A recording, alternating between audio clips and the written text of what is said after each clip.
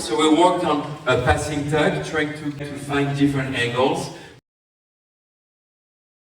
We're going to have a 1 and the 2 I'm going to lift. I'm going to ask for some tension, so my pitch on 2 is going to go away to find tension on 3 and 4. This tells me to also go away for the 3, coming back and 4, down the line, 5 and 6. We could have a compression, so the more old school way to do it is pitching forward 1, 2, compress and come back.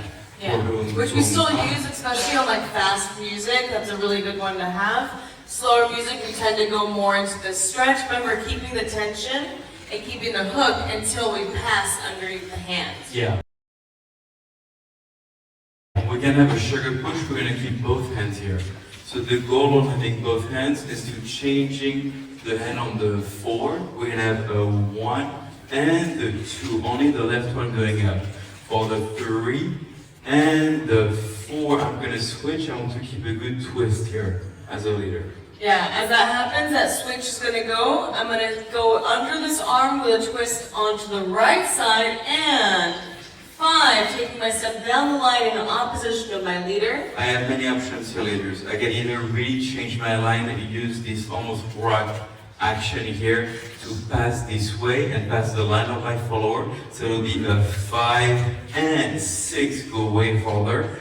It would set my follower to go more into a right pass, so I could do directly a reverse flip, shoom, or when I have this 5, we have this 5, I could stay directly where I am, 5 and 6, and show my follower we have the space for a free spin, which would be a 1 and a 2, 3 and a 4, 5. Just little detail, leaders. When I'm having here on 6, I want to make sure I'm connecting on the end and coming back towards my follower.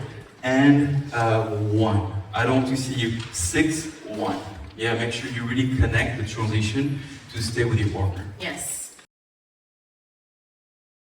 Last option, little challenge. We're going to decide to keep the tension, continue the rotation, leave your partner, follower in place. So here, 1 and the 2.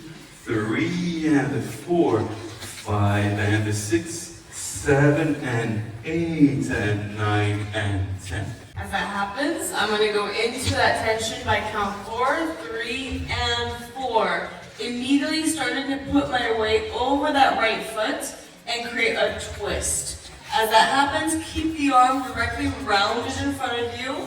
Keep the pressure of the elbow going out to maintain the tension. We're going to pulse up for the rotation, give some space. Release, up. Catch the hip, place your right leg directly behind, weight transfer on the end for the 9 and 10 down the line, straight ball step of the anchor. Yes. Big ones. 110, you see?